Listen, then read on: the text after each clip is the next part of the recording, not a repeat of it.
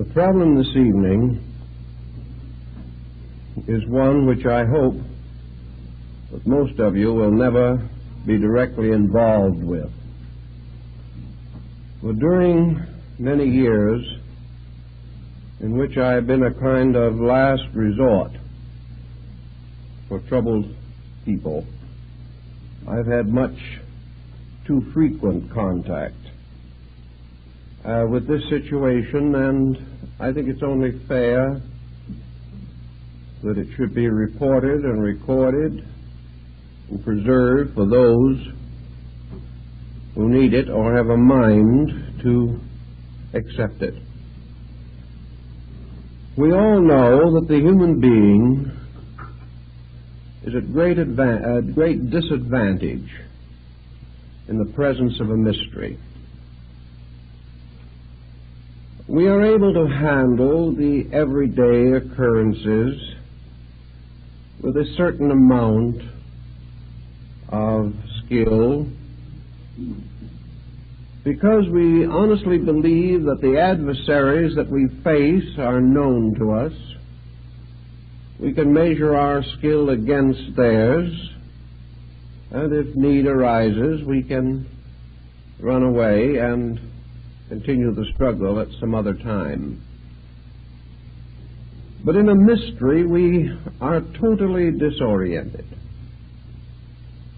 The average person cannot function too much or too often in the presence of intangible factors. Even a little mystery arising in a family can prove to be most disorienting. Secrets are dangerous things because we have no way of fighting them. We have very little way of fighting gossips and poisoned pens and anonymous letters. They all involve certain elements of mystery. Things are intangible. We cannot face them and have it out.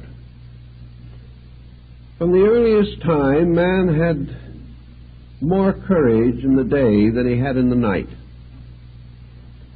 Even when he had his own private cave, this cave was a lot safer as far as he was concerned in the daylight than it was in darkness. After he built houses and put locks on his doors and barred his windows, he was still happier in the daytime than he was at night, because in night perhaps old boards would creak or something of that nature. Man became afraid again. In our modern scientific life, man is afraid once more because he is afraid of formulas which he cannot understand. He is afraid of tremendous energies which he cannot cope with. They are all mysteries to him. We are a little bit afraid of the minds of other people. We do not know what they are thinking about. We are afraid that they are perhaps planning some secret exploitation of our resources, whatever these things may be. Long ago, man passed through a terrible nightmare, a nightmare of secrets and of darkness and of magic, intensified by a great common belief in the power of evil. The demons lurked in darkness at old crossroads. The fear of spirit possession, the fear of excommunication, of bewitchment, and all these things weighed very heavily upon some of our ancestors. They really never knew how to cope with them. They died as much of terror as of the common ailments of the flesh. So when today we observe the long shadow of mystery reaching into our private lives, there is a certain anxiety. We are not able to cope with the problem effectively. And there are certain questions that I think we all must ask. It has been rather well established by ESP researchers that there are possibilities of a certain kind of clairvoyance the thought transference is very probably a reality and will sometime be standardized, or at least far better understood than it is now. We are more or less convinced that clairvoyance is within the reasonable probability of things, and many different extrasensory potentials are being experienced within ourselves. To a degree, these discoveries are important and useful and helpful, and perhaps they will support our basic idealism or our conviction that the universe is a far greater and more important place than we have ever learned that it was. But there's always this little lurking problem. So we can put it in a very simple words of one individual who spent quite a sum of money to have mental absent treatments. This individual was very anxious that a certain person that they knew should change their way of life.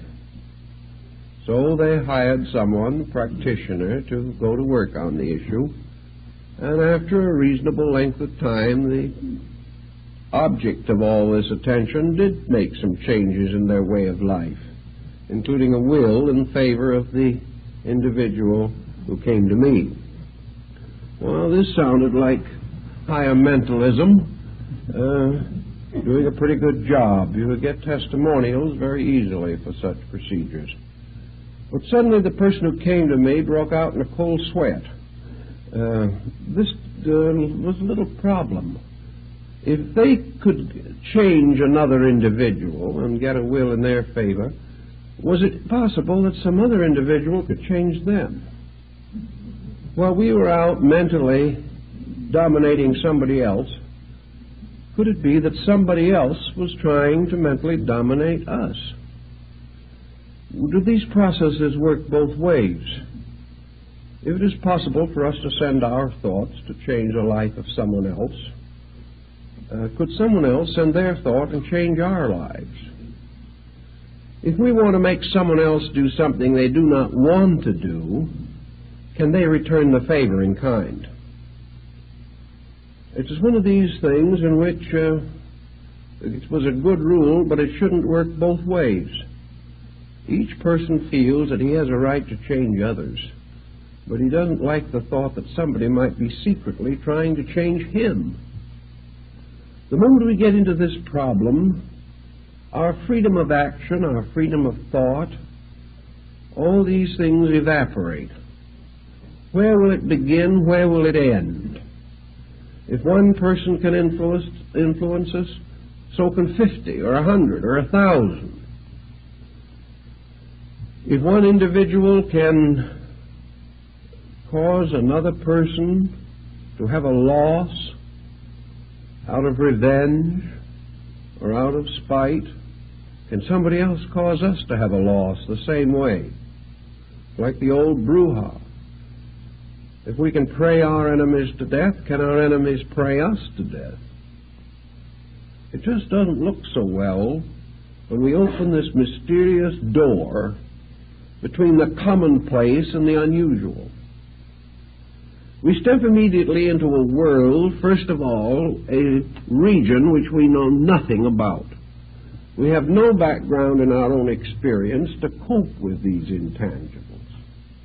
All we have to work with is a tremendous tendency to fantasy in ourselves, an imagination that can get out of hand even with the commonplace, let alone the unusual, and a mind that has very little foundation in any form of essential courage or fact or reasonableness.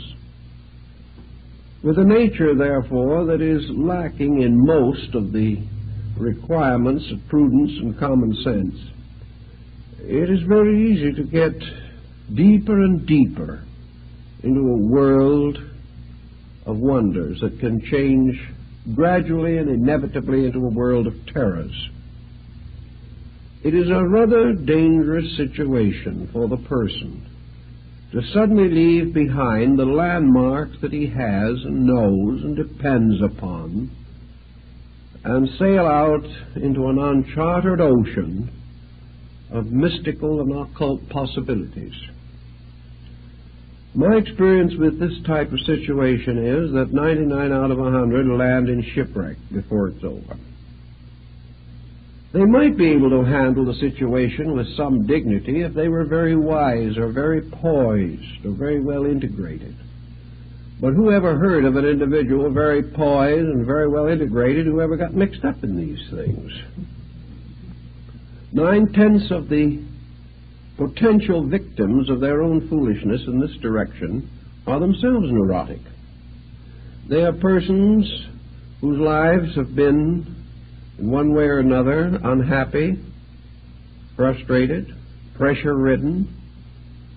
They are not thorough scholars. They are not deeply thoughtful individuals, trained thinkers. They are persons who have drifted along through the years, studying a little of this and a little of that, joining this organization and then that organization, and most of them in trouble from the mere process of chronic joining. So many of these organizations threaten their members that if the member leaves for any reason, some dark and mysterious curse will fall upon them. This is enough to wreck a life immediately.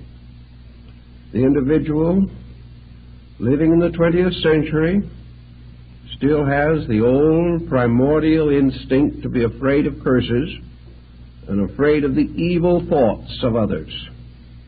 And the moment we give these evil thoughts a large place in our own thinking, we can begin to feel these thoughts moving in on us.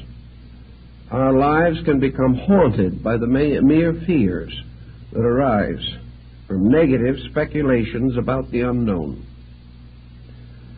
If these speculations didn't rise as the result of certain interest in metaphysical matters, the individual would probably immediately consider the possibility that he's mentally ill. But if this is part of some strange mystical procedure, he doesn't think of himself as ill at all. He thinks of himself as illuminated. He thinks of himself as having reached new dimensions of consciousness. But then these new dimensions of consciousness begin to go to work on him. And before it's over, we realize that he has simply used this strange unknown as a catalyst for his own neurosis.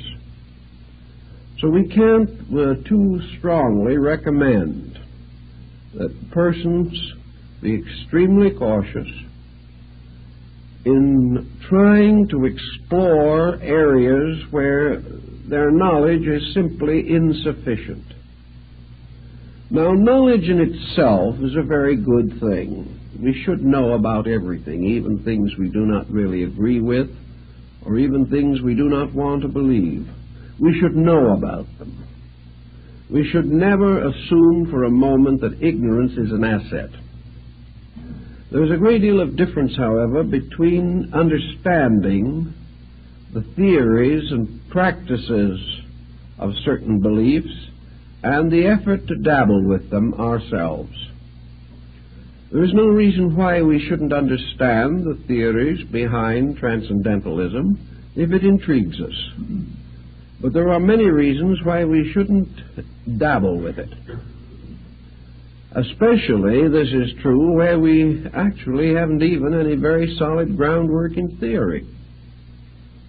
It's one thing, perhaps, to make some modest experimentation after 20 years of careful study, in which we really have done our own study, not simply taken somebody else's word for it, read a few ancient books or modern reprints. But to approach these things haphazardly, in a strange, childlike faith that somehow we are going to be protected from our own foolishness, this simply does not pay off, except in terms of tragedy.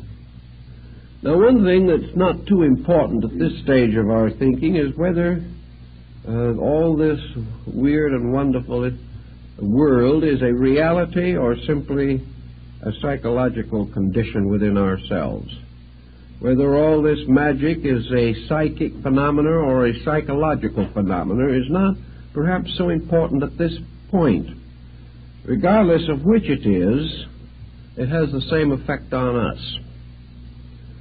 And when we add to this a certain amount of coincidence, a certain amount of inevitable fortuity, we can build up a pretty strong case for things that can be very difficult if we're not careful. For example, we know that the average person who doesn't feel well will likely enough feel better tomorrow.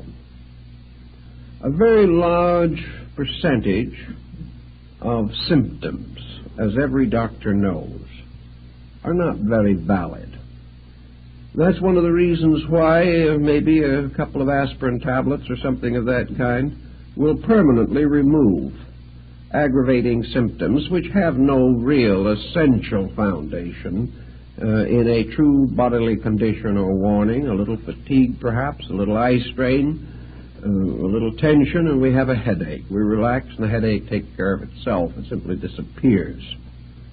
Now, in the same way, for hundreds of years, medicine made use of the bread pill and other simple formulas, the purpose of which was simply to cause the patient to believe that he had been given important medications, and the patient, completely relieved of his anxiety, got well.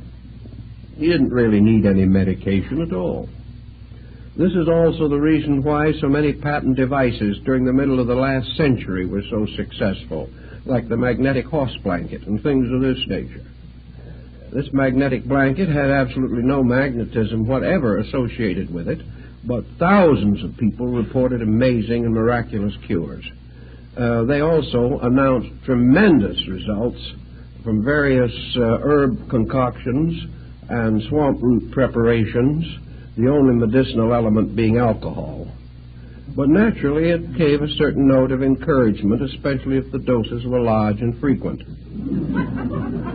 The individual, therefore, if left to his own devices, will very often feel better, at least temporarily.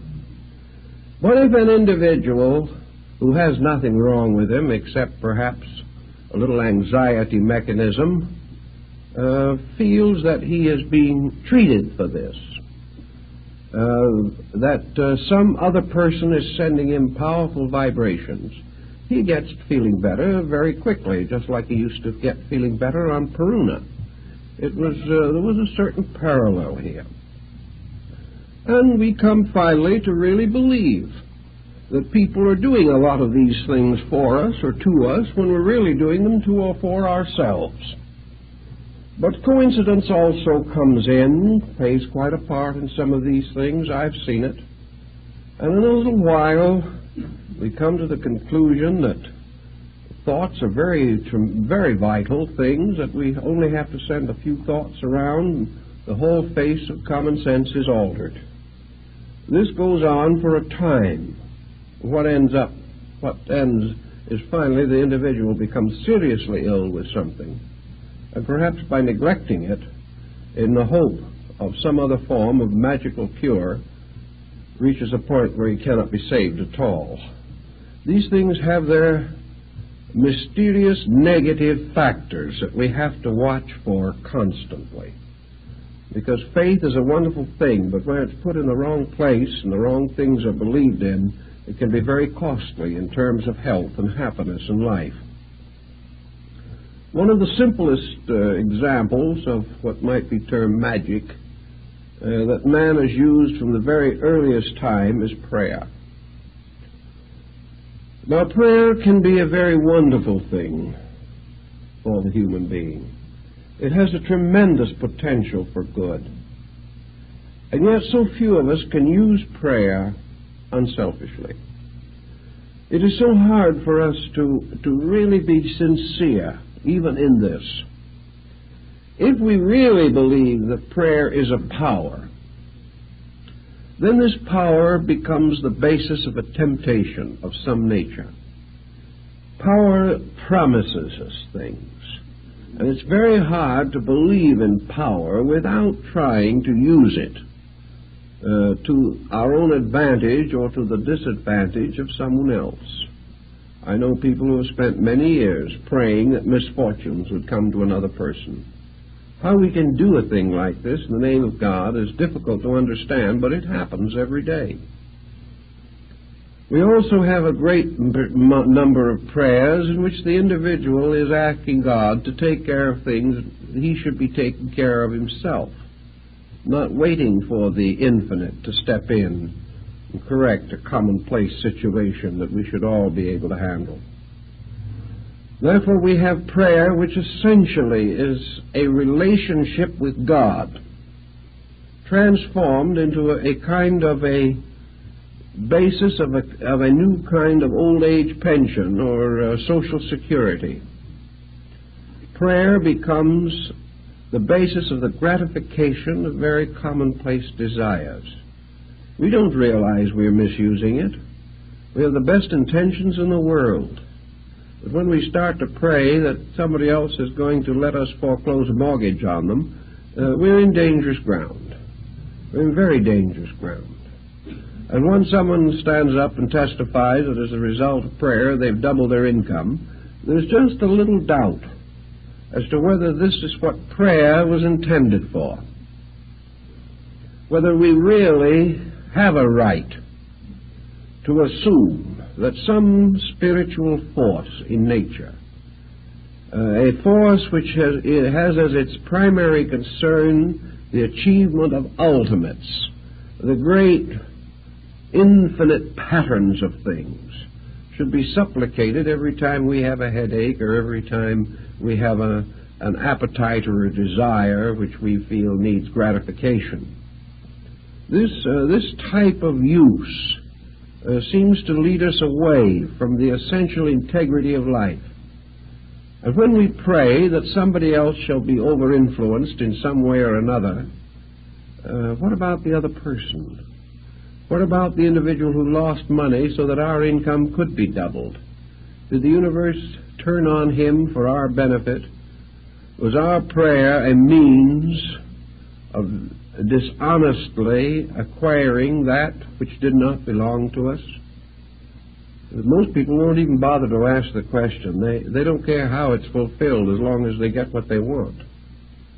But can we assume that the universe operates this way?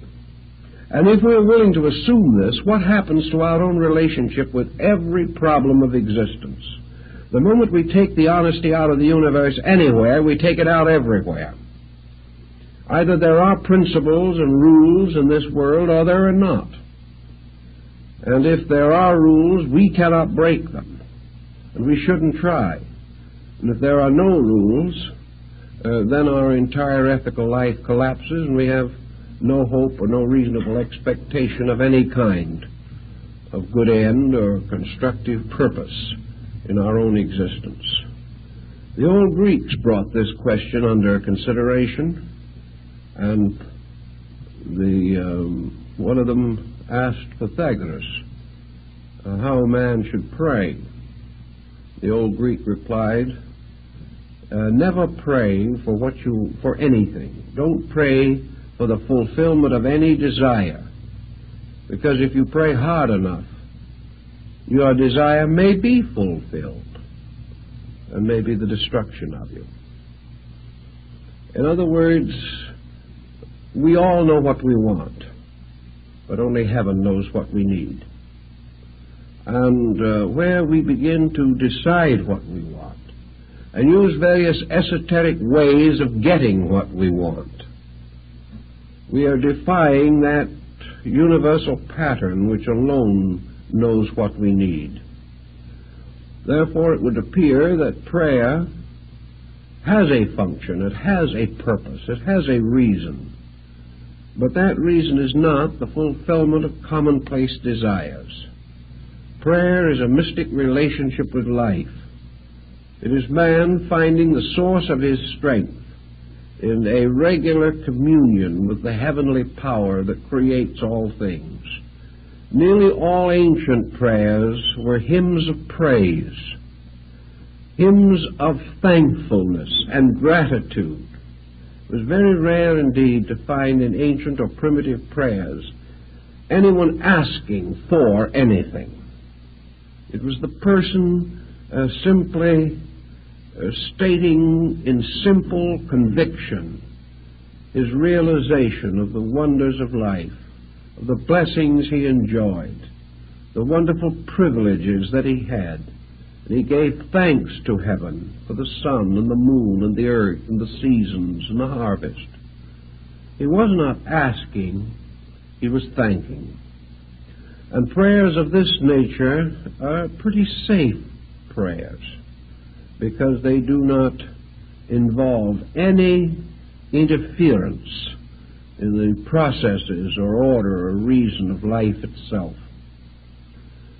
One thing I think is very important, whether it be in mentalism or in anything else, in prayer or anything that even seems to suggest a metaphysical factor anywhere in our action, and that is that whatever thought we think, whatever message we send, whatever prayer we say, that let us have at least one regulation on it, namely that it be beautiful. Let it always be good. Let it always be something that if it so happened that it returned to us, we would be glad that it had returned. That there is nothing in it whatever that could be hurtful or harmful or evil. That we ask nothing of another person, exercise no influence over another person, except to bless them, to wish them well, and to hope them the strength to be themselves. Asking that they do nothing for us, or because we want them to, but asking only that they have the insight and the understanding to live true to their own highest principles. If we are very, very careful to keep ulteriourness out of our thinking, we do not have to live with the consequences of it sometime in the future. But just as we have taken every new and beautiful discovery that man has made and finally used it to hurt man, so even the most simple and beautiful and gracious thoughts that perhaps we start with all too often are twisted around to find some advantage for ourselves or disadvantage to others. In times of war, both armies pray for victory. This cannot be. In all the problems of life, we seek to call upon a divine aid for the advancement of some human concern. And this advancement is nearly always selfish. So another very safe rule in connection with all transcendentalism is to take the self out of it. I think this was the burden of Buddhism. Buddha, of course, lived in India. The Brahmins and Hindus of his time practiced magical rites. They called upon the gods, they invoked spirits, and they did many other things of this nature. Buddha warned against it, as also in Greece did Pythagoras. He warned against it on the ground that all of these rites and rituals had something to do with the gratification of man. That the individual wanted power, he wanted wealth, he wanted security. And even when he, Faust-like, bound some elemental to his services, as in the old legends, it was always in order to gain some gratification for his own ambitions or desires. One of the ways to take the blackness out of magic is to take the selfishness out of it. And in the ancient religions there was a kind of wonderful divine magic, the magic of illumination, the magic of insight and enlightenment. This mysterious and wonderful magic by which man seemed able at times to come into the presence of his God, to stand in the transcendency of the divine principle, to enjoy or to participate in a wonderful experience sometimes called cosmic consciousness. This kind of a diviner magic, in which self plays no part, is one, perhaps, a form of the transcendent which may be permissible. But the rule, I think, is safe to follow, is that man is in danger whenever he is selfish. And the greater the skill of his selfishness, the greater the danger he is in. And if he uses any esoteric or magical means to gratify selfishness, then he is definitely practicing black magic. And black magic is a magic that perhaps is not so black in itself, as that it opens the individual to the blackness of fear, opens him finally to a strange abyss in which he is captured in the very conspiracies which he would turn against others. There can be no ultimate security in anything that is essentially selfish. So when we pray, let us pray as selfless beings, praying for the common good, not even trying to define what that good is, but perhaps building into the concept of our prayer, our meditation, our contemplation, whatever it may be, that wonderful saying, a wonderful statement that seems to be so protective of all good. When turning to God in communion and asking anything of the divine, let us always include that thought, not my will, but thine be done. As long as we do not force will, as long as we do not impose our will upon purpose, as long as we do not stand arrogantly, because our will indicates our conviction that we know and we do not know, as long as we are not arrogant, much will be forgiven us. But in our arrogance, we pitch ourselves into adversity. Always, therefore, our own purposes, our will, our appetites, our instincts, our ambitions must be subservient to the great cycle of laws under which we exist. Man lives in a universe of cause and effect, under the great laws of causality and alternation and harmony and rhythm. Man should not under any condition build into his life any concept which would inspire him to violate law. He should not set himself against natural law. He should ask for nothing that he is not able to earn. And he should in no way attempt to force any condition in nature by which he attempts to evade that which is his natural and proper destiny. If man must pray for something, as Buddha points out, let him pray for enlightenment. Let him pray that the only desire that is desirable is the desire for truth itself. Not the truth we want, but the truth that is. Not the truth we prattle about day by day, but the truth of those infinite principles which we can only dimly comprehend.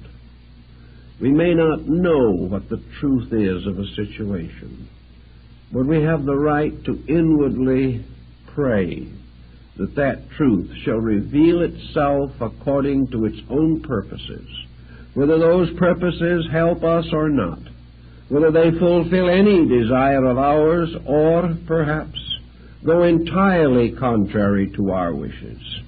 The thing is, what is the truth? And whatever that truth is, with that we must live. And we must hope that in the face of truth we will have the courage to live according to it, and not according to any compromise that may arise in our own nature. From the dawn of our history, men have struggled to dominate each other, to take away the works and profits of other men.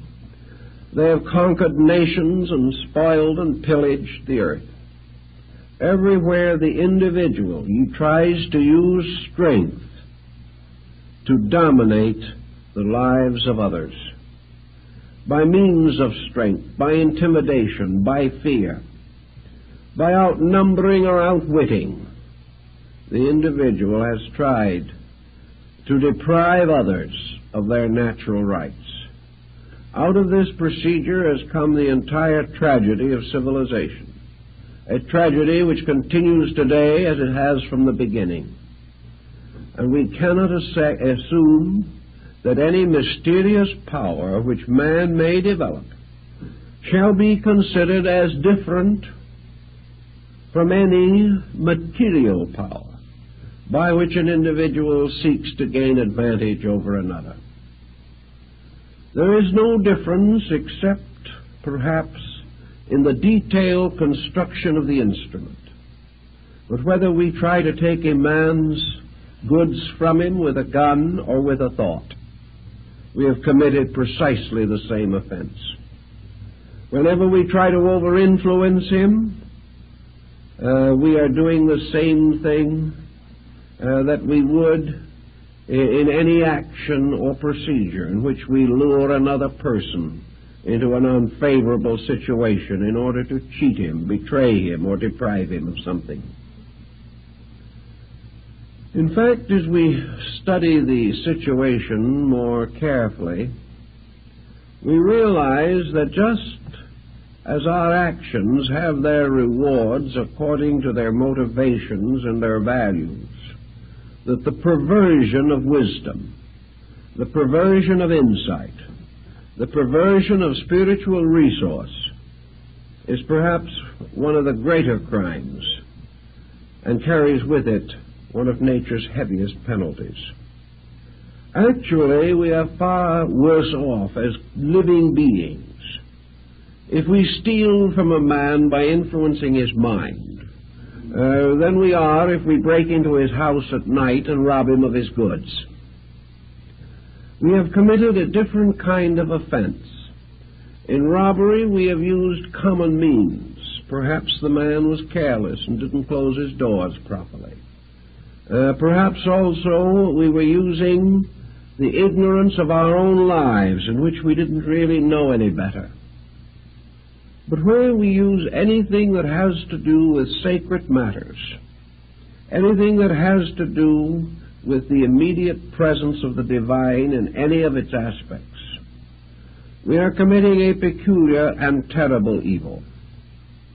Therefore, to pervert the mystical powers of meditation, concentration, and prayer, such perversion carries a far heavier penalty than that of physical robbery.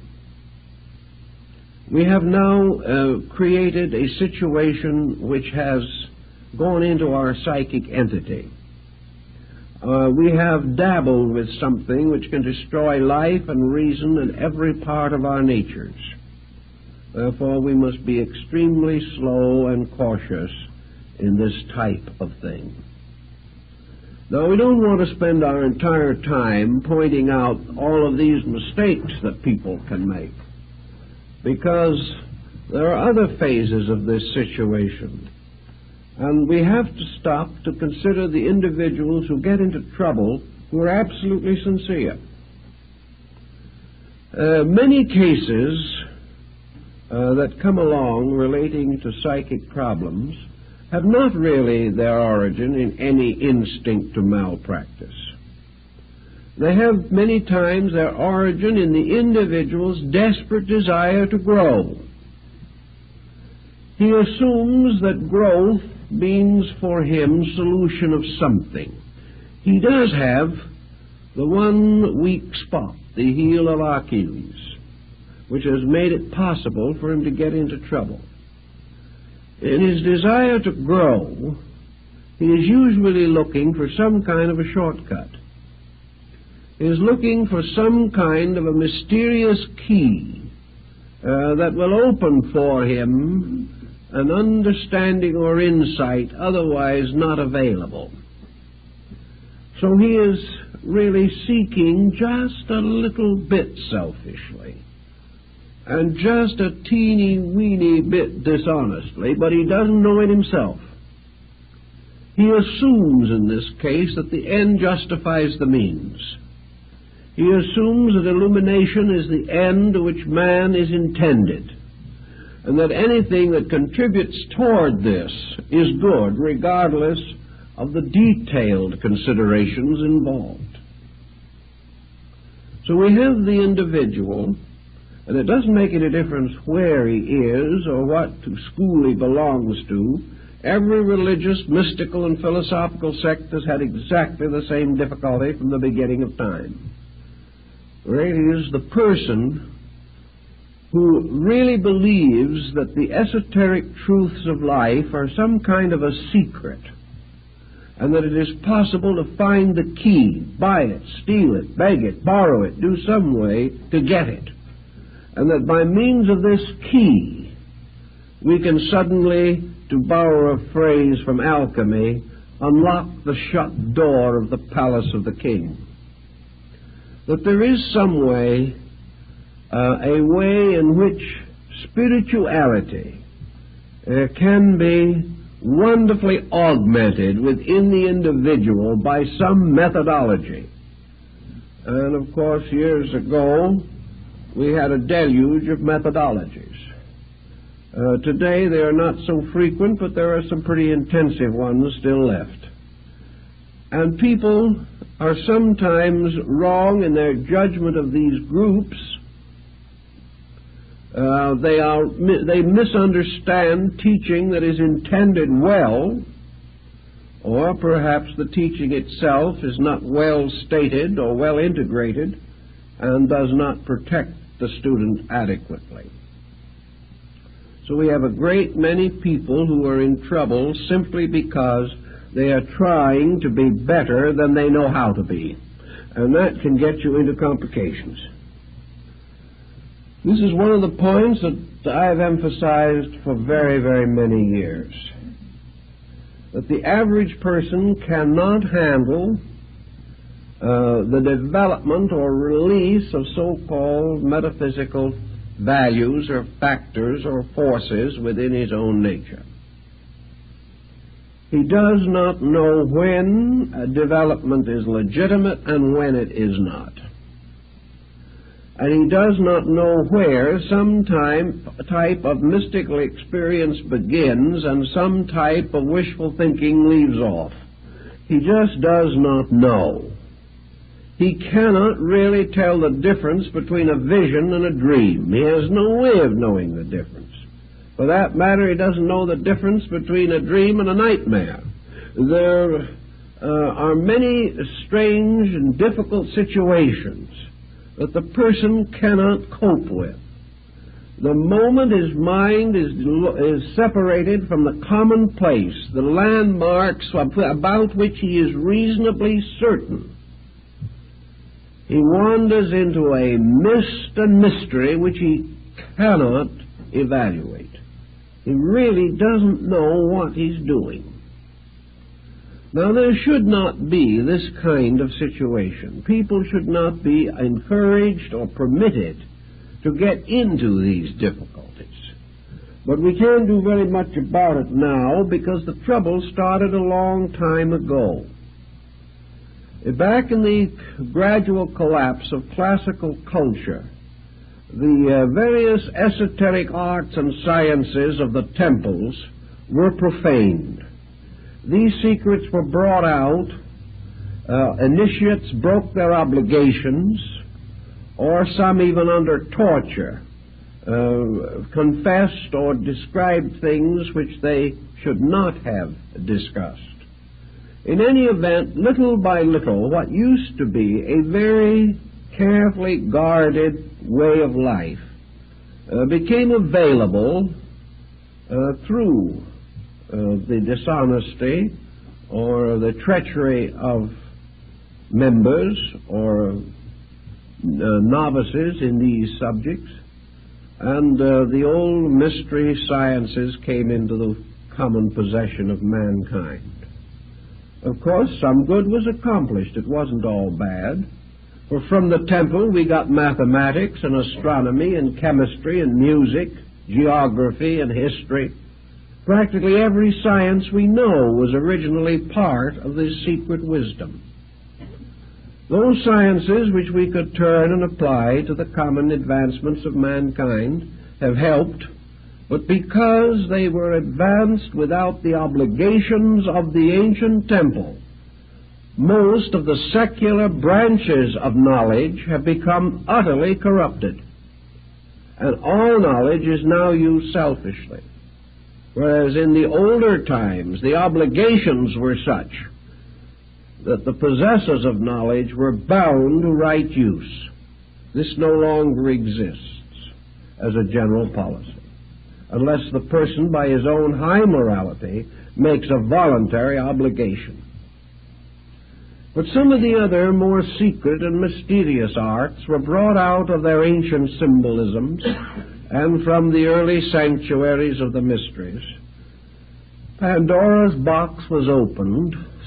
All types of psychic and magical phenomena came to be a little better known and a little better understood than was wise.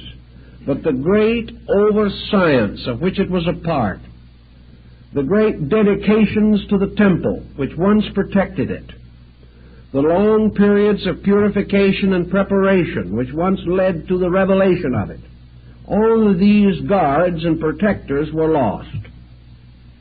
And the individual was in much the same condition that we were when we discovered nuclear fission and had in our hands the greatest power that man has ever materially possessed, and practically no ethical structure to direct the use of it.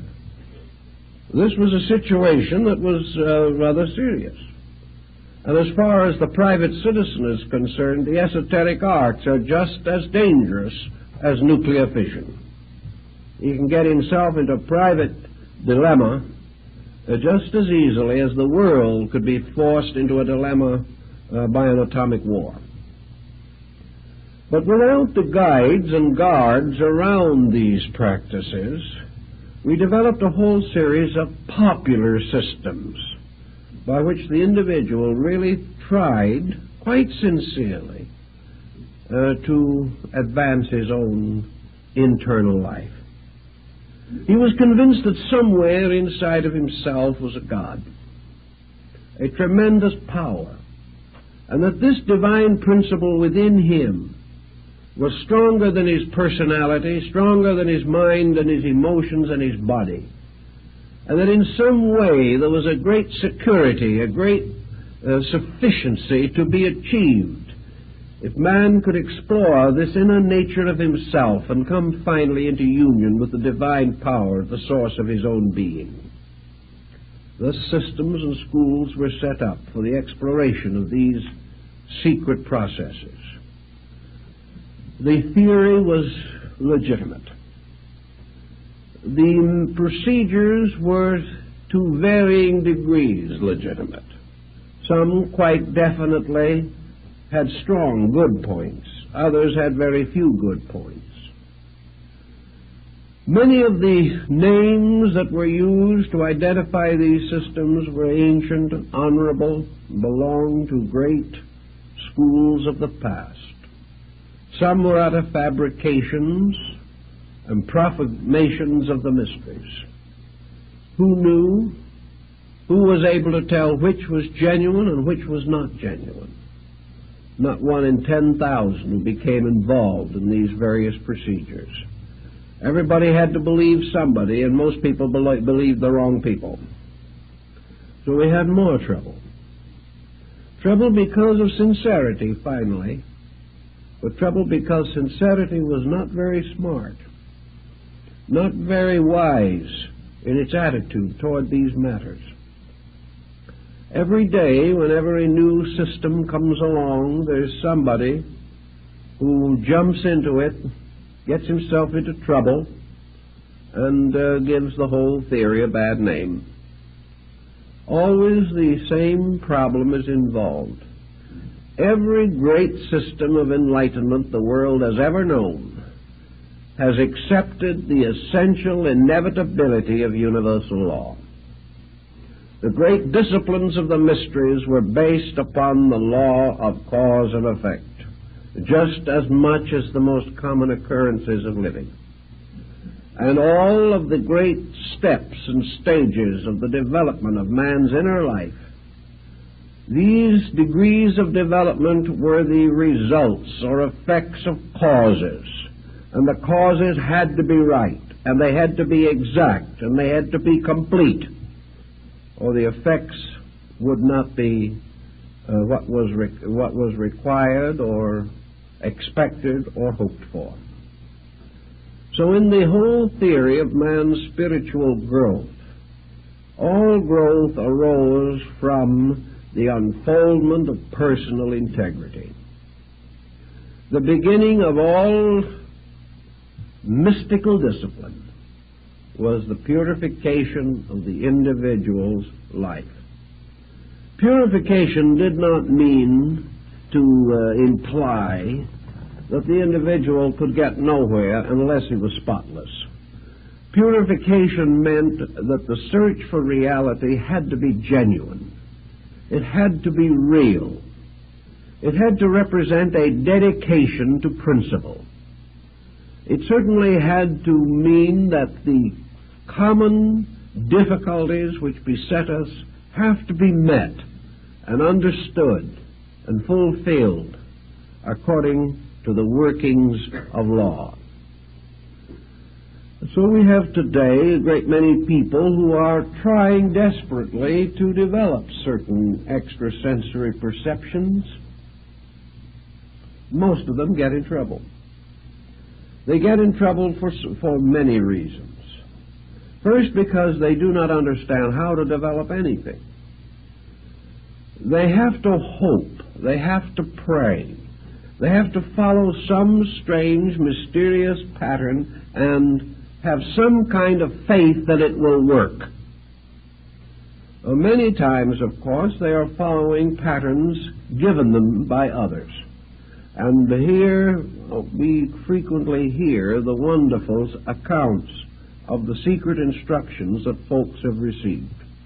And many of these instructions are appalling.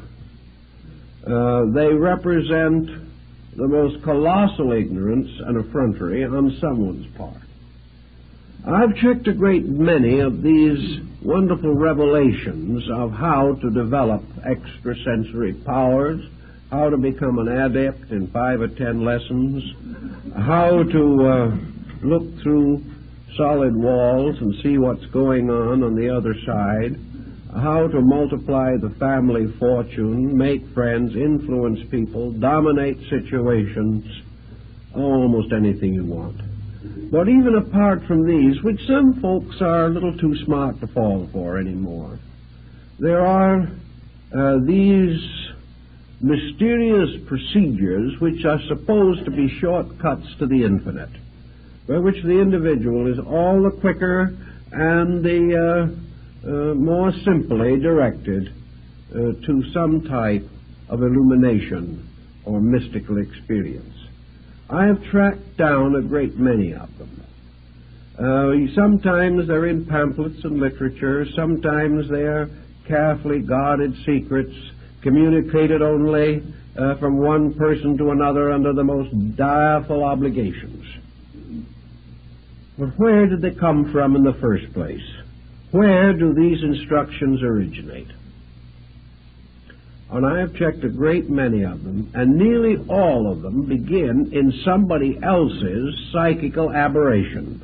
That is the 100% causing ground for most of them. You finally get the individual who apparently was the pioneer in this particular form of the matter. You pin them down as to where they got this secret discipline that was to save the world. Who told them? What secret or ancient society did they belong to? Where was the line of descent on this knowledge? Where did the information come from? In almost every instance, this information was something that had been given to them in a dream, in a nightmare, in a bad moment of some kind. Often it was nothing but a slightly twisted paraphrase of something they had read. But they hadn't consciously taken this thing they had read and passed it on as their own. They really hadn't. But they had been reading about it for some time, and one night they dreamt about it. And it got a few extra flourishes in the processes of the dream, and the next morning a new religion was born. And this is how it started. And people, quite convinced of the sincerity of the source, and the person at the beginning probably actually rather sincere. Everybody in trouble within 6 months. Because the situation was not bona fide, there was nothing. The only way in which the individual could get anywhere with the instructions he was receiving was to develop so powerful an imagination that he had hallucinations of progress relating to himself. He could imagine himself to be illuminated. In fact, if he was real good at it, he could have a dream somewhere also, in which the cosmos opened up and he found himself seated in the midst of the infinite. But the whole thing ended up in a dream. It ended up in a strange, negative, psychic situation. Well, you can say if it made the person happy and didn't do anybody else any harm, and everyone seemed to be getting along a little better than they had before, why upset the apple cart? If that's what they want to believe, we live in a land where you can believe almost anything you want, why not let them go on believing? Well, if it went along nicely like this and everything remained happy, that wouldn't be perhaps so bad a situation. But it never goes that way. In a very short time, the false doctrines, the false ideas, the stupid situations that arise begin to create complications. The individual who thinks he is illumined insists on illuminating other people. He doesn't know much himself, and by the time it passes on to a number of others, it's worse than when he got it. He begins to have pre-warning of various events. He frightens people to death. He has visions of what is going to happen to the universe, the political system, and the neighborhood. This becomes very complicated. And also, little by little, he becomes a metaphysical aristocrat on his own part. There is this note of infallibility about him.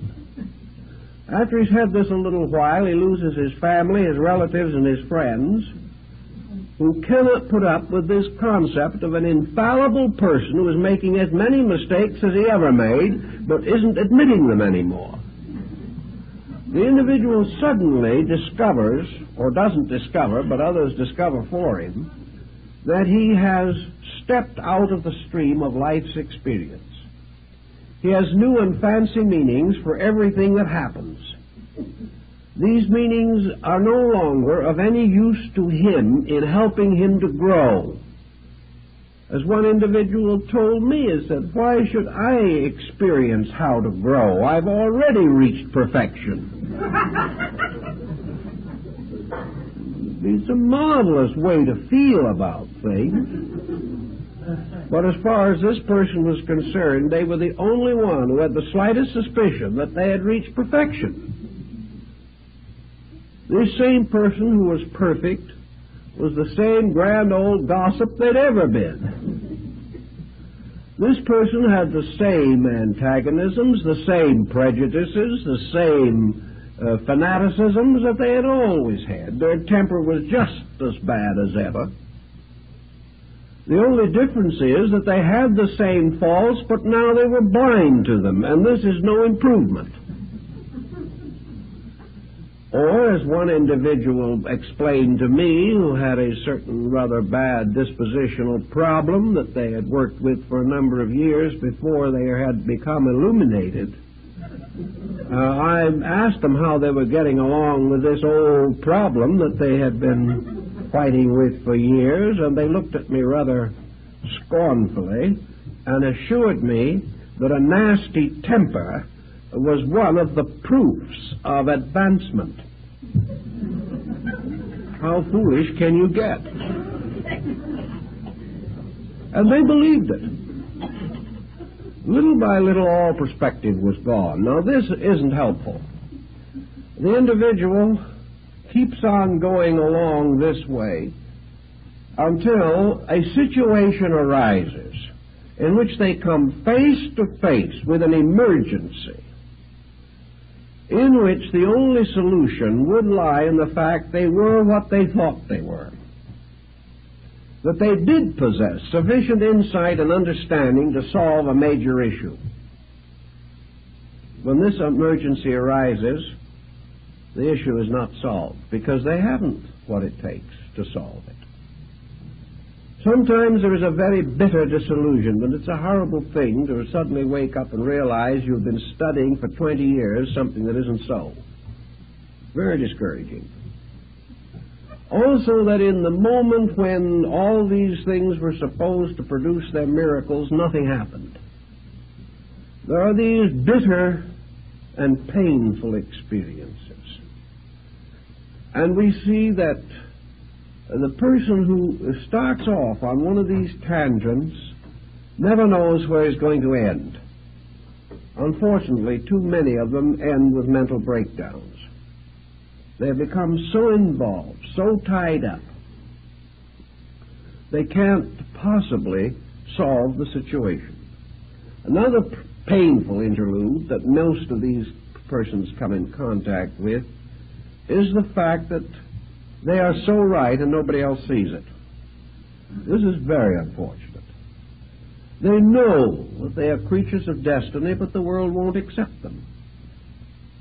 Under such pressure as this, they become antisocial, turn against the world. They feel that they are being persecuted simply because they're not agreed with. This can get to be a very serious source of mental and emotional stress. Almost everything that arises from these false, basic attitudes become in turn. Almost everything that arises from these false, basic attitudes, taking the life away from the simple dignities, the simple humanities that make things valuable. If, therefore, you are not careful, you can get into trouble. Here's another general phase of the matter which also has its problems, and that is the effect upon health. We've spoken about a little about the emotional and mental stress of these situations. Now let's speak about the physical. The possible damage that is done physically as a result of some of these procedures. Nearly all metaphysical practices involve a certain amount of stress. They create various kinds of fixed tensions of one kind or another. Most forms of concentration will do this in time. The individual, whether he realizes it or not, subjects his nervous system, particularly the autonomic system, to a tremendous amount of stress.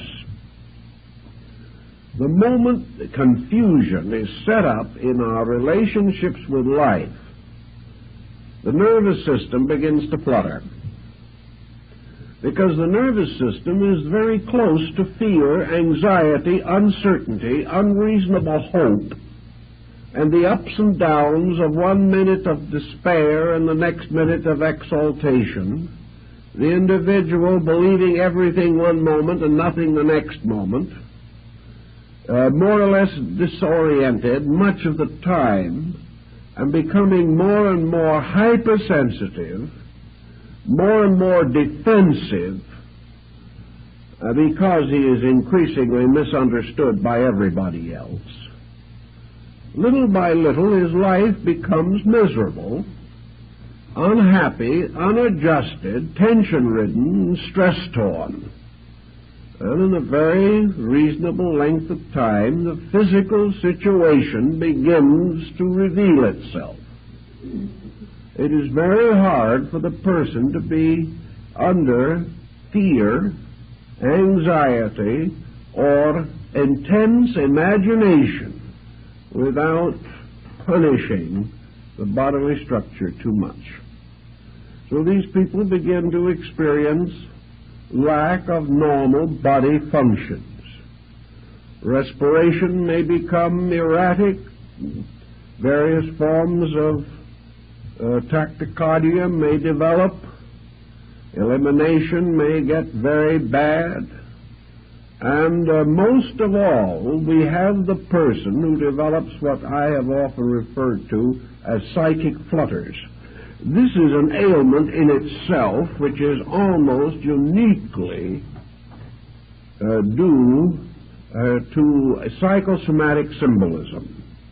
It is the gradual development within the personality of strange, unexplainable miseries, as we used to call them, particularly in the Deep South. They were often referred to as miseries, sometimes a little further north as agonies.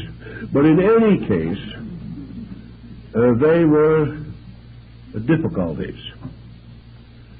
Most persons who have these psychic problems report strange feelings. They report motions moving inside of them, something like nerve filaments crawling under the skin. They describe something resembling the grand symbolism of the metaphors. Almost any mysterious, eccentric, uncomfortable, distressing feeling. They will have all the cold chills and hot flashes there are in the book.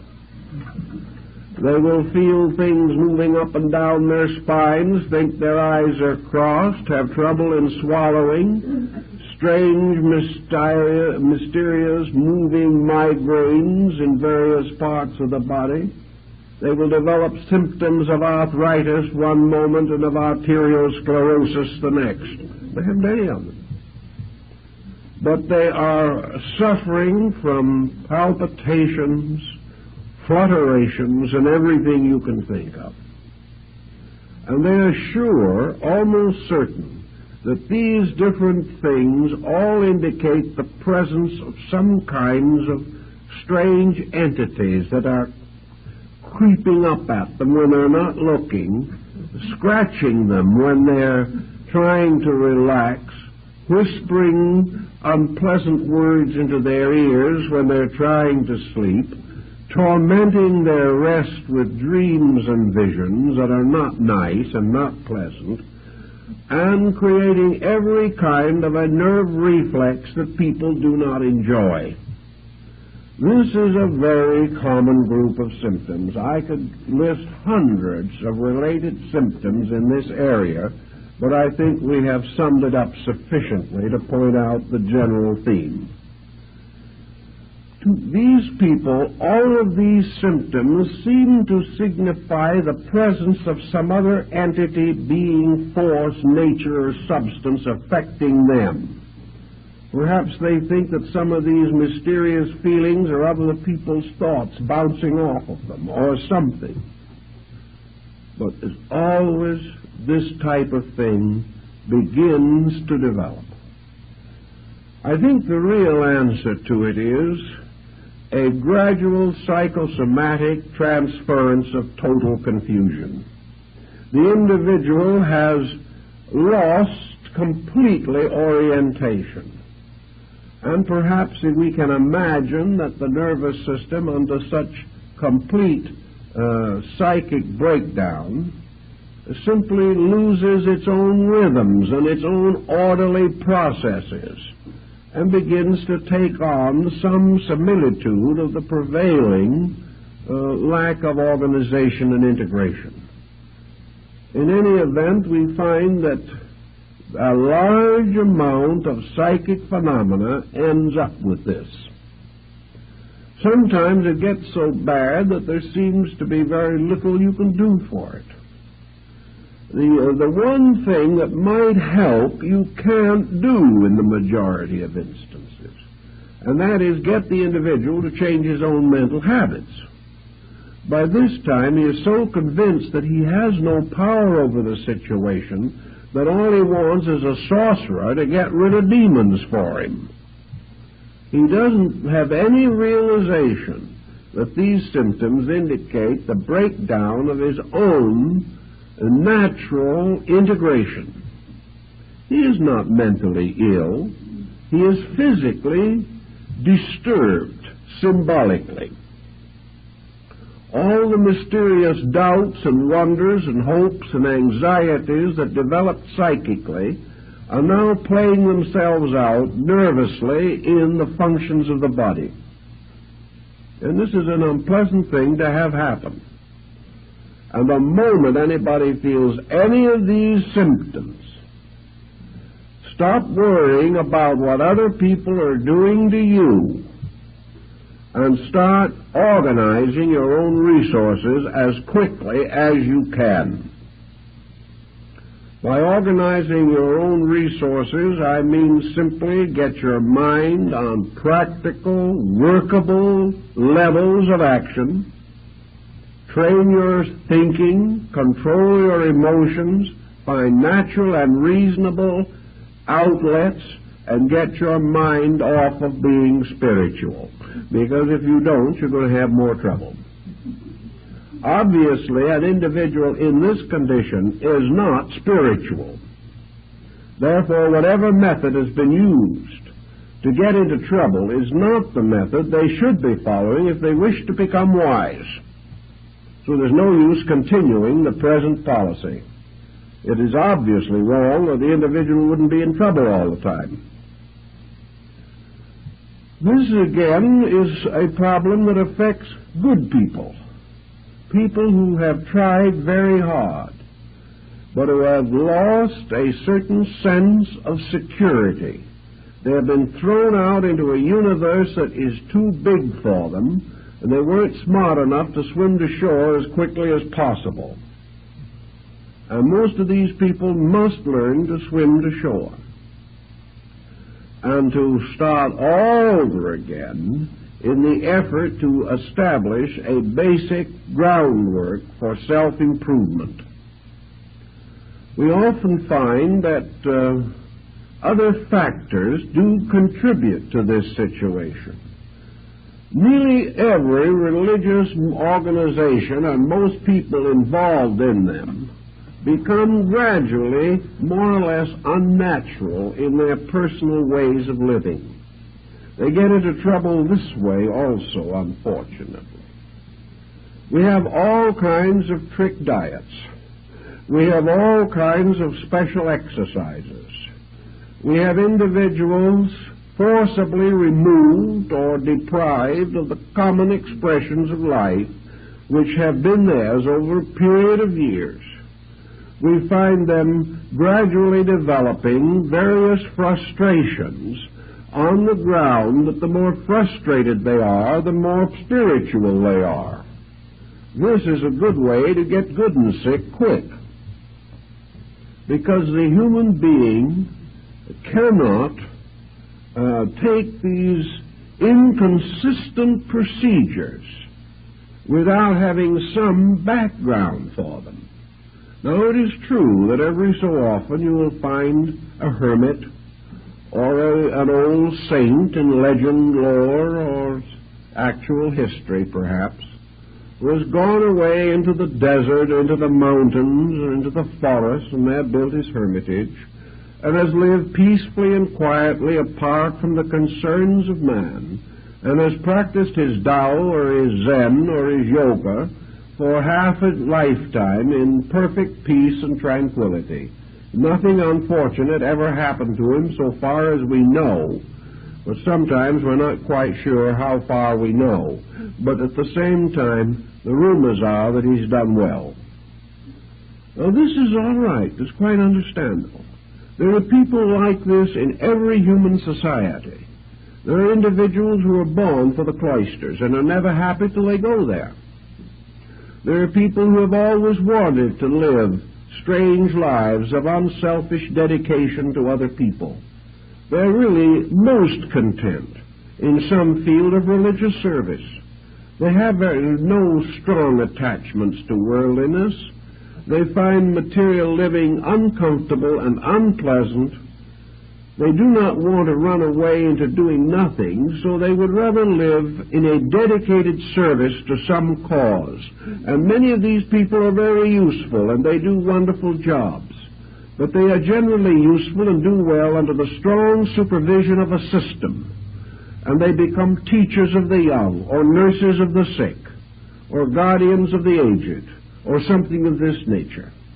But they live and function, and their religious life is dedicated to rather practical, commonplace labors, which they perform in the name of their higher spiritual ideals. This, in many instances, works out very well. But to take everyone, to take people from here and there and everywhere, and impose these kind of restrictions on them, will most certainly end in psychological and probably physical disorder. These people are not so constituted that such a program is reasonable or practical for them. This is what happened in the development of Buddhism, where the southern school divided from the northern school. The southern school taught distinctly and definitely that there was only one way to achieve illumination, and that was to leave the world completely, utterly, and immediately, and never come back again.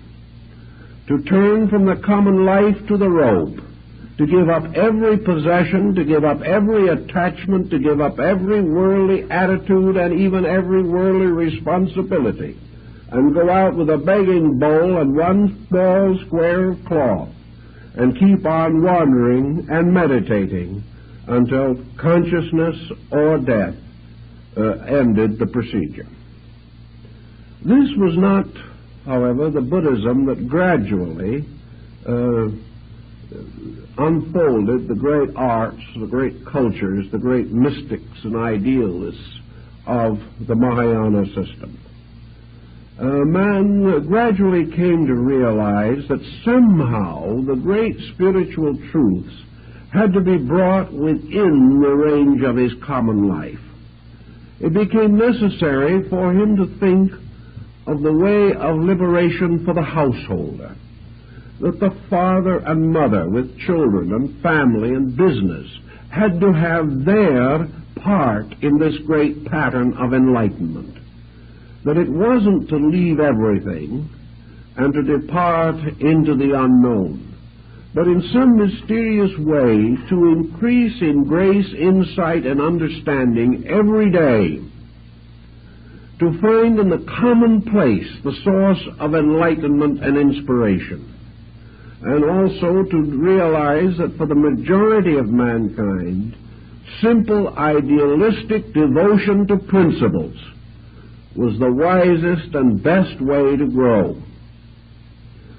That sometimes, if the person had the internal requisites, if he had brought forward with him from some previous life a degree of insight that called for the development of some extrasensory perception, it would come in due time of itself. And of course, in the northern Buddhist system, that was the last thing anybody asked for or expected. They did not practice their religion in the hopes that some initiation or mystical experience would occur to them. They practiced their religion because they believed that their religion was the proper way of life. That if they lived this and lived it well, and kept the law, they would fulfill their responsibility to God and themselves. The whole purpose underlying this religious philosophy was not the unfoldment of the individual primarily. It was obedience to the law, the glorification of truth by keeping its rules and principles, and keeping them unselfishly, not in hope of enlightenment, but because this was the proper labor of an enlightened human being. Under such conditions, we do know that there were mystics, and great mystics arise among these different groups. But these mystics were persons who had slowly unfolded. They had lived each step of the common life. They had grown skillful and wise in the philosophy of the doctrine. They had gone out and dedicated themselves to the service of others over long periods of time. They had gained practical insight as working with the sick and as helping to solve the problems of the burdened. They had become the counselors of rulers and the friends of princes. They had helped in the creation of good laws. They had helped to perfect arts and sciences. Many of them actually gave skills to their peoples. And Kobodashi, who was one of the great monks of the Shingon-shu in Japan, is accredited with having given almost as many inventions to the Japanese people as Leonardo da Vinci gave to Europe. A tremendous genius in his own right. He was not a person who had simply decided to be spiritual. He had worked and labored and studied. He had lived with the wise. He made the long and at that time dangerous journey to China in order to come closer to the great seats of the doctrines. He was a master of knowledge, one of the most perfectly informed men of his time, and still regarded as one of the most enlightened men of Asia. These people grew sincerely. They gave everything they had to growth. And they grew not just simply for the sake of being wise themselves, but that they might become the founders of essential and practical movements and organizations. They were great mathematicians, great artists, great musicians, poets, men of literature and letters. And out of the temples and the shrines and the sanctuaries came the great arts, the great modelings and sculpturings, the casting in bronze and in silver. These people were highly skilled. They took the attitude that the more able they became in everyday labor, the more completely they were able to express their spiritual convictions. So that they worked with the law. They became better, realizing that the reward of being better is to know more. The reward of greater daily virtue is enlightenment. That there are really no tricks in this thing at all. By the time they reached the point, as in Zen-shu or in the Shingon-shu or Tendai-shu, where certain esoteric disciplines were recommended or given to them by their teachers, these disciples were so well grounded in every principle of ethics, in their knowledge of the universal structure and the operations of all the laws of nature, that it would be virtually impossible for them to make a mistake. They had all the groundwork in, all the principles thoroughly established. Usually, in Zen, not much of an esoteric nature was divulged under 20 years of discipleship. And that discipleship was more rigorous than anything that we can imagine. It was constant self-analysis, the breaking down of every illusion and delusion in consciousness. And by the time the disciple was ready to go on, he had truly cleaned his own inner life. It was well disciplined and well ordered. People that have this degree of insight can probably be trusted, and you seldom if ever hear of anyone in this type of level of activity who ever perverted what he knew or contributed to the corruption of anyone else. These people knew, and they were able to use their knowledge wisely. What we are worried about constantly and stricken about so often is the dabbler, the one who really tries, but simply doesn't even have a comprehension of what he's trying. To him, a few lessons and a couple of books, and he's well on his way to nirvana. It just doesn't operate that way. This does not mean, however, that the individual cannot grow. He can grow continuously. But he has to grow with a dedication, not an enthusiasm alone. He has to grow along the line which is the most difficult of all forms, and that is self-discipline and self-control. I know more people who have tried to be spiritual without taking hold of their own lives. They can do almost anything you can imagine except what they should be doing, and that is controlling and directing their own conduct.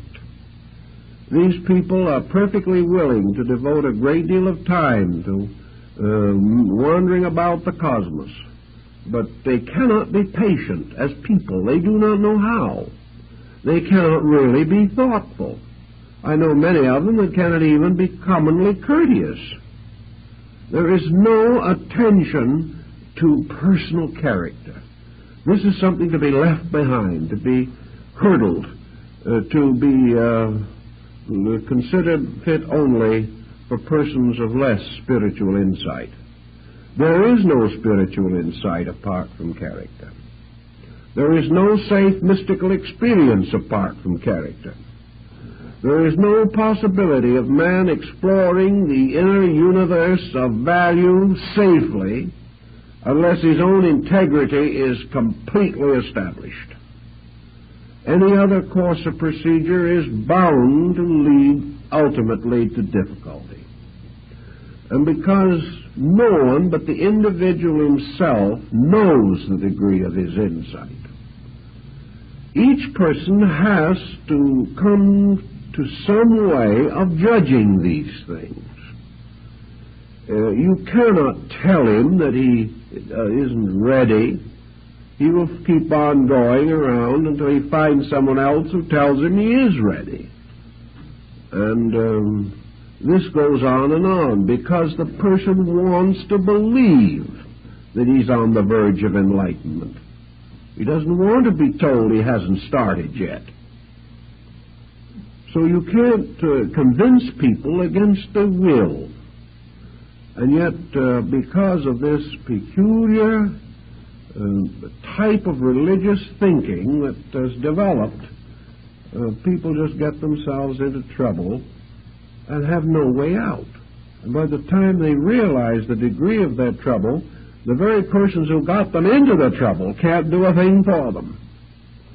So they wander about hoping for someone who can perform a miracle and rescue them from the dilemma into which they have gotten themselves. By this time, perhaps they do have a little experience. It will serve them in good stead in due time, but at the moment they're in a very uncomfortable state about the whole thing.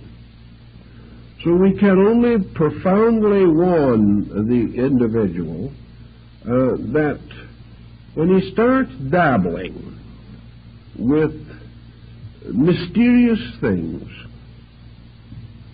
he must either have the consciousness to handle these things, or he should leave them alone.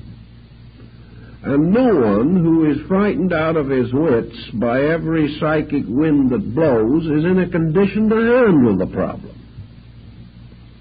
No one who has to seek help is in a condition to handle it. Therefore, if this situation seems to be developing, There can be only one answer. Get out of it as quickly as you possibly can and get your feet back on the ground again. Use the simple ways. Realize that this whole problem of what you might term psychic involvement is only possible at all because basically the person is not capable of thinking with true wisdom. He isn't able to really think straight. Somewhere, weaknesses of his own have contributed to the fact that he was deceived, or has deceived himself. It has to start with this. From that point on, all perspective can be lost, and the situation can just be a long, terrible hurt with no really, apparently, satisfactory explanation. But in the beginning, the person had to be foolish. And the only answer is to stop being foolish as quickly as you can. There are ways in which some damage in this area can be rescued, or the individual can be pulled out of his problem. We realize that as the problem gets worse, as the individual advances in some form of psychic persecution, which is more and more difficult for him to get off of his own mind, he is inevitably becoming neurotic. He is becoming fear-ridden. Even if he hasn't reached a degree of hallucination, it may come any moment. He is certainly actually frightened. He is living in fear. The whole thing has become a phobia. And this phobia is nursed.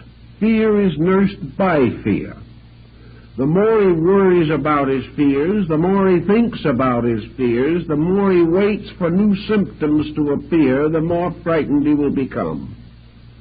And if this goes on, especially if the individual is alone, perhaps living alone, where there is very little contact with other people, too much loneliness to begin with, which may have been a contributing cause in the first place, then this person must either make a valiant break with the situation where he finds himself, or he will not get out of the difficulty.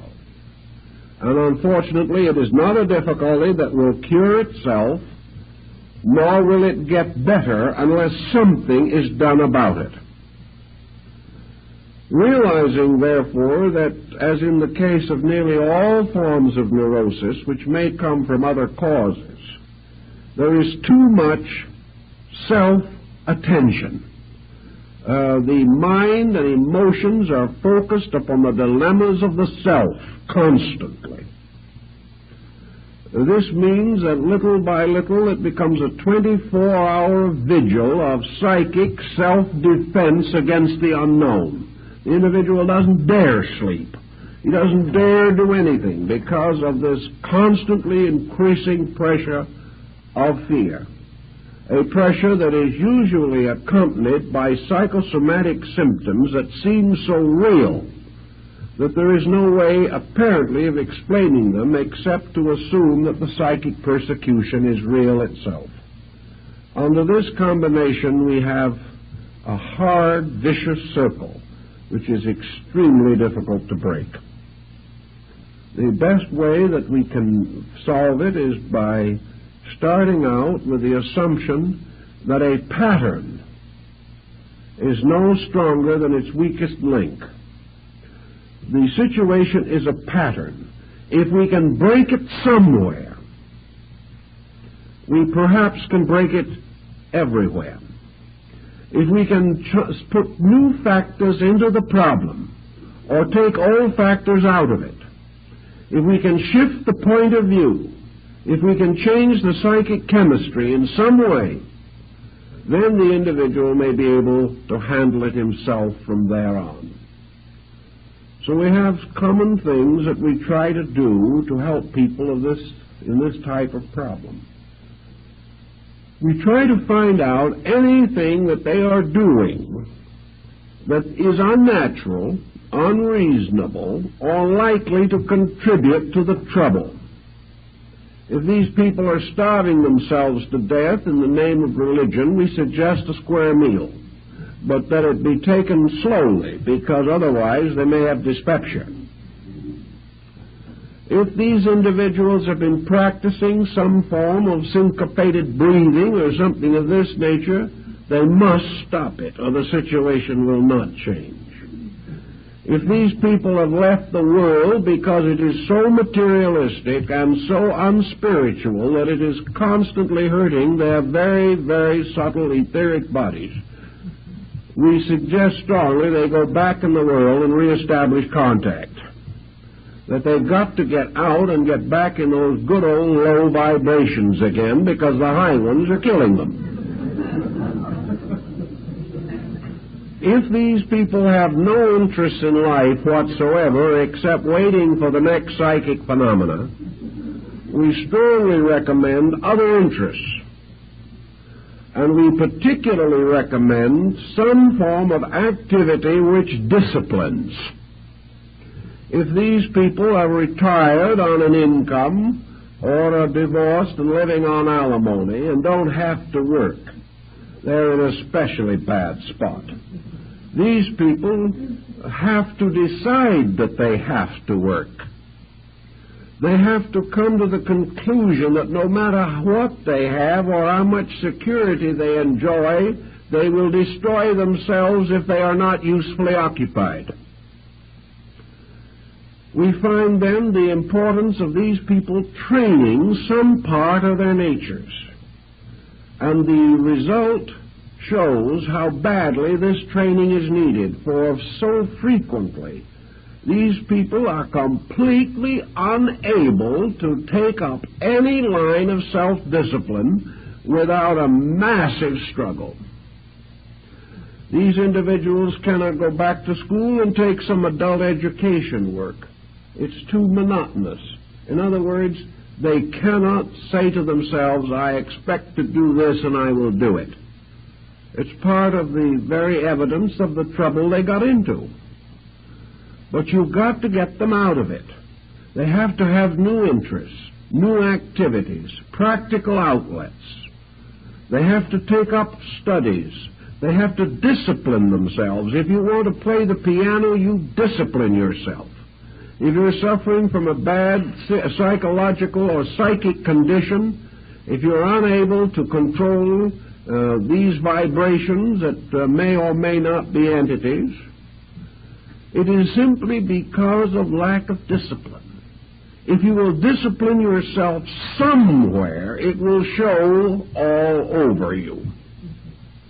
Therefore, if we can get this individual who has never made up their own mind clearly on any subject in their entire lives, but who thinks they're just on the suburbs of heaven, if you can get this individual to go out and study music for 5 years, doing scales for the first 3,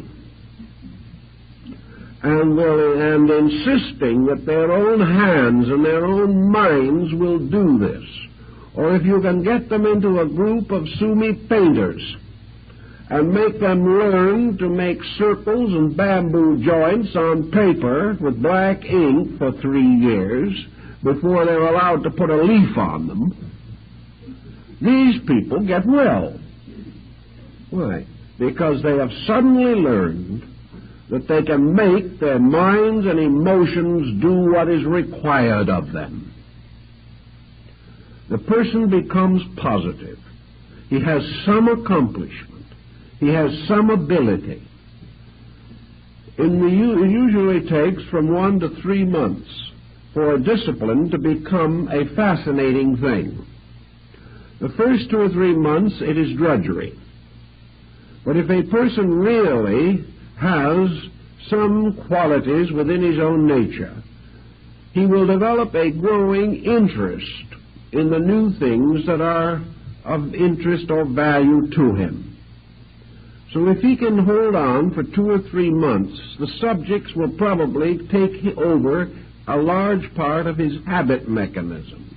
He will then go on and find that he has learned how to learn.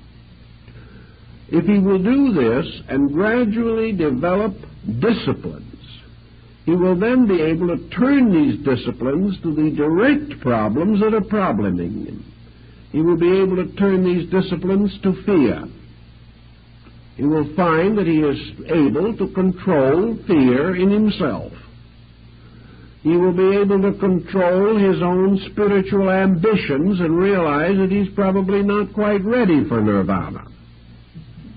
He will be able to recognize that it is possible for him to go home into an empty house, perhaps, and build there a world of interesting values because he has become an interesting person. It is from ourselves that the environment in which we live must radiate. If we are negative, the environment is negative and afflicts us. If we are dynamic in ourselves, the environment in which we find our daily living becomes itself a dynamic source of inspiration. Everywhere the individual achieves his spiritual integration by becoming master of his own instincts, appetites, impulses, and fears. So if we can create in the person new interests, if we can cause this person to become more concerned over someone else than himself.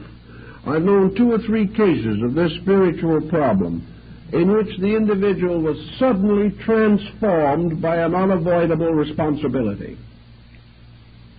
They suddenly realized they had a duty that had to be performed. They rose magnificently to this responsibility, and the psychic problem vanished instantly.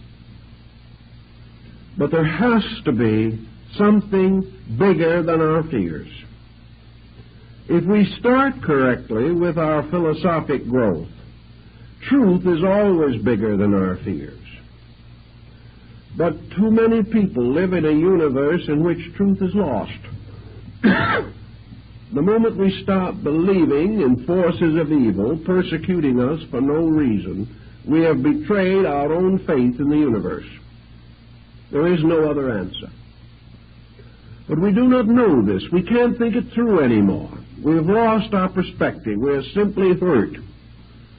And where we are hurt, there is no justice. We have to restore these values. We have to straighten them out and build again a pattern of positive conviction on which we can live. If we can voluntarily reassume responsibilities that we have attempted to avoid, this will also help. It's like the young man who comes in to me and he says, I'm not getting any discipline at home. I'm now graduating from high school. I think the only thing for me to do is to commit myself to the Navy for 3 years and see what they can do with me. The man says, if I don't do this, I will never be able to discipline myself. So perhaps for this young man, the Navy is the perfect thing, because at least he will come out being able to say yes, sir, and no, sir, which is more than the average person can do. He will also know that when an order is given, he will obey, which the average child has not discovered. He also realizes that he's part of a team. And if he betrays the team, he is pretty much of a skunk. In civilian life, we don't know this. I have known several instances where young men have done this and have come back a credit to themselves and their families, who would otherwise have been on the street and probably in delinquency from lack of discipline and direction. So where we have a person who finds himself slipping into a negative psychic condition, we have the same thing. Put yourself under discipline. I doubt if the Navy would be interested, but there are other things you can do. You can create your own discipline. And you can say to yourselves, if I fail in this, then I know for certain just how weak I am and how far I am from the thing I think I am. get these things very straight and very firm in ourselves, and we can generally defeat this psychic problem even after it settles in. But we can never defeat it by trying to use magic against magic. For the bigger the invocations and formulas and charms we make, the bigger the other side makes. And if we have the super charm, they have the super charm, and so it goes on to infinity. Because we are dealing with a thing so abstract, so elusive in its own proportions, that we really never know whether we have one or not. Under these conditions, the only answer is to take hold of the matter. If you're not in that kind of trouble, stay out of it. And be grateful that it has been your wonderful privilege to be able to grow without seeing things. If you are seeing things, either have your eyes attended to immediately, or begin to dig into basic systems of thinking that are going to give you a dynamic, vital, meaningful pursuit in life. And under no conditions, if you are miserable, unhappy, defeated by life, run to some form of psychic phenomena for escape, because it is escape only into misery. If you can keep these thoughts rather clearly in mind, I think you will realize why it is not good to dabble with this sort of thing. From an experimental stage, it is very foolish. It is like experimenting with poisonous serpents, or experimenting with some deadly material that is liable to explode in your face at any moment. Do not experiment. Do not play games with life. But realize that if you really want to make philosophy your journey, as Plotinus said, build a solid knowledge supporting a well-disciplined, well-integrated character.